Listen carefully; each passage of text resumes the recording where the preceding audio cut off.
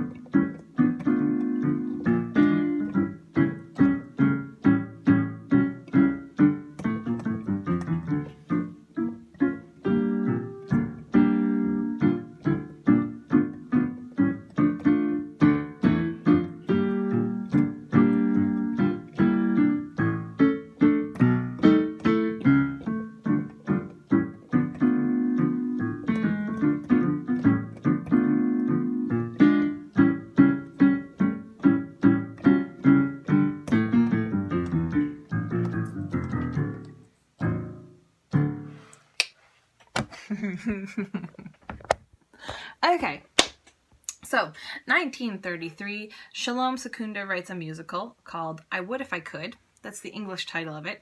Though if we look at the Yiddish translation from the original title, it's called I would if I could get this title right. I'd live, but they won't let me. Okay. So originally, this tune was written in the key of C minor, and the lyrics were in Yiddish. A man named Jacob Jacobs wrote the lyrics in Yiddish. Okay, so musical. I would if they could. I would if I could. I can. Okay, so this musical features a character by the name of Jake, who is a factory worker who gets fired for trying to unionize. The joke of this is that he's in love with the factory owner's daughter. So of course there's comedies and melodies and all sorts of things. And at one point in the musical, Jake, I don't know what the female character's name is. I should learn that. The male character and the female character come together and they sing this as a lover's duet. How lovely. So they have the comedies, they have the melodies, and one way or another, they end up getting married in the end. Hip hip hooray! Great. Okay, so the musical runs for about a year, and after that, Sholom Secunda tries to sell the rights to this, rather unsuccessfully. So at one point he flies all the way up to California and tries to sell this for a whole $50 and is still unsuccessful. Takes him a couple of years, but in 1937 he sells it for $30 to Cayman Music. Okay, so how does this get from a Yiddish musical to the anglicized swing tune that we all know and love? Well, there's a lot of stories going around about how this tune came to be in the repertoire. One of the stories is that Johnny and George were performing at the Apollo, and they performed this in Yiddish, and then Sammy Khan hears them perform it and then translates it into English, makes it swingy, presents it to the Andrews sisters. The other story I've heard is that Vic Schon discovers the sheet music, and then he passes it on to Lou Levy, who passes it on to Sammy Kahn and Sol Chaplin, the writing duo, and presents it to the Andrews sisters. One way or another, it gets presented to the Andrews sisters.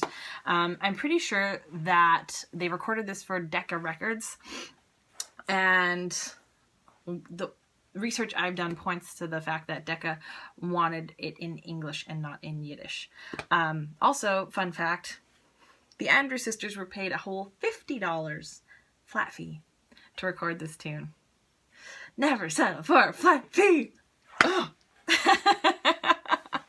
Especially not if it's $50. Yeah, so they record this in 1937, and it goes on to be one of the biggest hits of 1938. In 1937, Benny Goodman also records this tune, and I believe it's one of like the most prolific or well-known versions of this as an instrumental tune. Okay, so that's the story. Now, why do we have Bei Mir Bist Du Schon instead of Bei Mir Bist Du Schon? Well, again, Decca Records is to blame for this. Maybe not to blame, but it was the catalyst for this. They wanted the lyrics in English, and so the title remained Bei Mir Bist Du Schon, but it was written in German because there is no direct translation from Yiddish to the English alphabet. So what we have, Bei Mir Bist Du Schon was as close as they could get it to sound correct, and then it didn't really look quite right or quite easy to read, so they put it in something a little bit closer in German, Bei Mir Bist Du Schon. So that's why we have that little debate whether it's Shane or Shun, Bist, Beast. The pronunciation is widely debated, but I think if we can get it as close to Yiddish when we're performing it, that's probably the closest to the actual intended way it's pronounced. Okay, so I'm going to wrap this up with a little performance of me singing this in the key of C minor, its original key.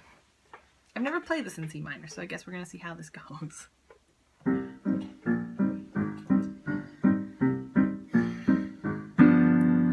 Of all the boys I've known, and I've known some, until I first met you I was lonesome, but then you came in sight and my heart grew light, this whole world seemed new to me. You're very swell, I'd have to admit you deserve expressions that really fit you, and so I've racked my brain hoping to explain the things that you do to me. Bei mir bist du schön, please let me explain.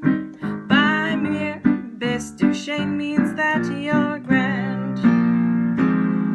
Bei mir bist du schön, again I'll explain. It means that my heart's at your command.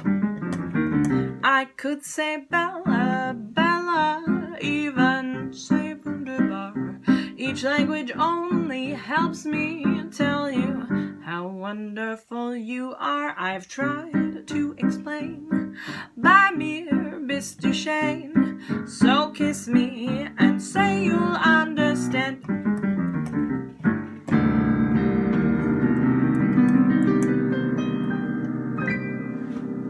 Bei Mir Bist Du Schon.